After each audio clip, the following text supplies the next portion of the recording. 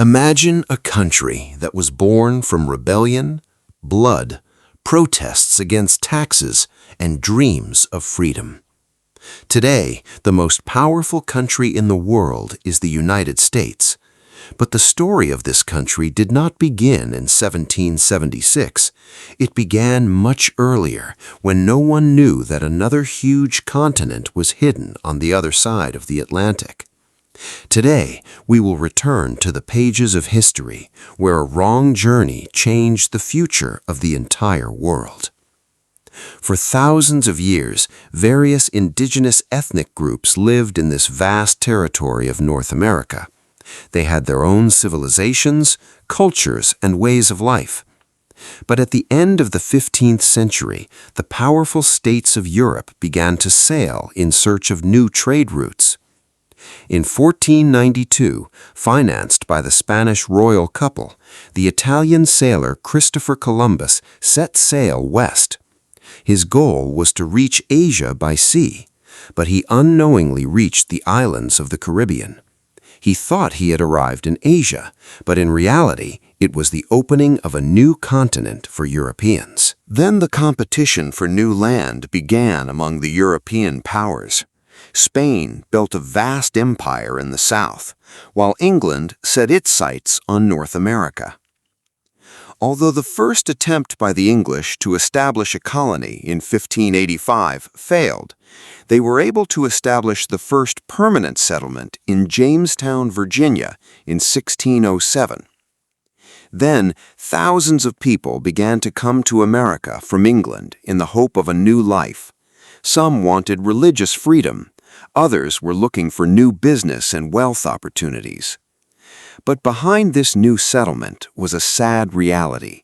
Many indigenous peoples lost their lives to various diseases brought by the Europeans, including smallpox. Their societies, which had been built up over centuries, began to collapse due to conflict, land grabbing, and forced evictions. Meanwhile, the cultivation of tobacco and other agricultural products began to grow rapidly in the colonies.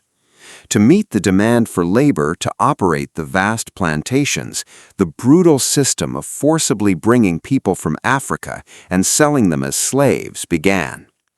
Millions of Africans were separated from their families and brought to America, and their labor became the basis of the economy of many colonies. By 1732, 13 colonies had been established in North America under British rule. Each colony had different economies, religious beliefs, and political ideologies. They often came into conflict with each other.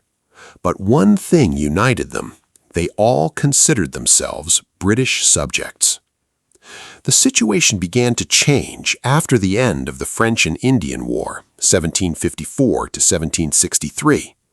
After winning the war, Britain was burdened with a huge debt and imposed new taxes on the American colonies to pay for the costs. But the colonists had one question: why tax us where we have no representation? This protest became known in history as the slogan, "No taxation without representation."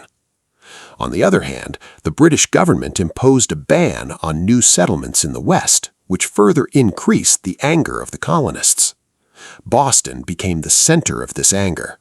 Protests against the Stamp Act of 1765, the Boston Massacre of 1770, and the historic Boston Tea Party of 1773, one after another, pushed relations between Britain and the colonies to an extreme crisis. After that, there was no turning back.